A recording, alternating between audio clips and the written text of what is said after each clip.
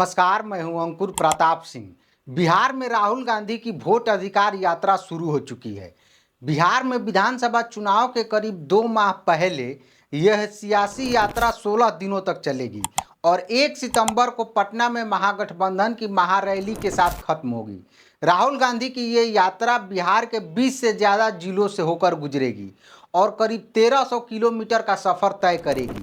Vote चोरी के दावे को लगातार धार दे रहे राहुल गांधी के साथ इस यात्रा में राजद नेता तेजस्वी यादव भी होंगे।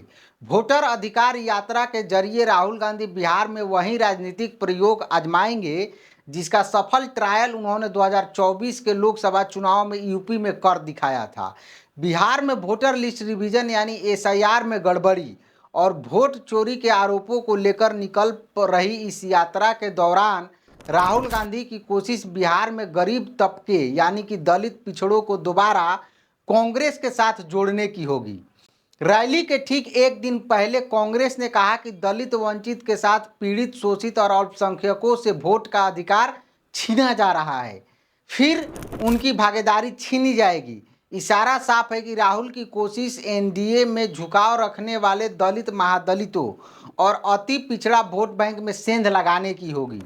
राहुल गांधी ने वोटर अधिकार यात्रा का शंखनाद सासाराम जिले से किया, जो कि दलितों का गढ़ है। बाबू जगजीवन राम और फिर उनकी बेटी मीरा कुमार यहीं से सांसद चुनी जाती रही है। मुस्लिमों की तरह दलित भी बिहार में कांग्रेस का बड़ा वोट बैंक रहा है। ऐसे में राहुल तेजस्वी की कोशिश मुस्लिम यादव के साथ दलित वोटों को महागठबंधन के पाले में खींचने की है। बिहार में दुसाध पासी वोट के साथ साथ अन्य दलित जातियों का 55 से 65% वोट एनडीए के पाले में जाता रहा है, लेकिन 2024 के चुनाव में इसमें गिरावट देखी गई।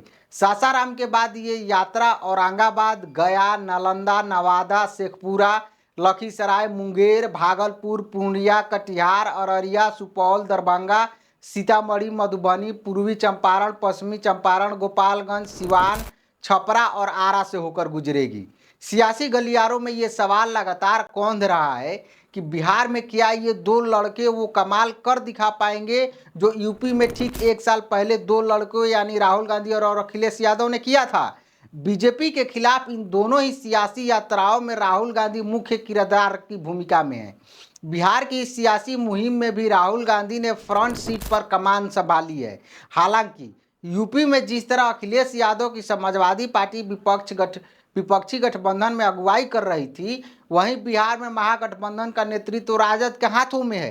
राजनीतिक जानकार यह भी कह रहे हैं कि राहुल गांधी की ये यात्रा असल में कांग्रेस को बिहार में मुख्य मुकाबले में लाने की जद्दोजहद है।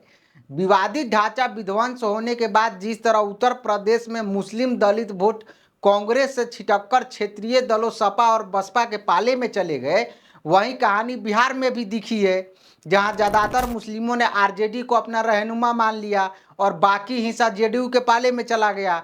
1992 के बाद से यूपी की तरह बिहार में भी कांग्रेस का स्ट्राइक रेट निराशाजनक रहा है। महागठबंधन की हार का ठिकरा भी कांग्रेस के लचर प्रदर्शन पर ही फूटता रहा है।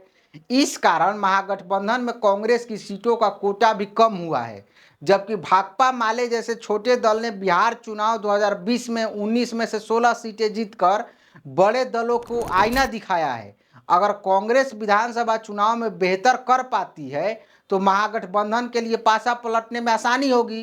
तो आज के लिए सिर्फ इतना ही। नमस्कार, मैं हूं अंकुर प्रताप सिंह और आप देखते रहिए एजे न्यूज।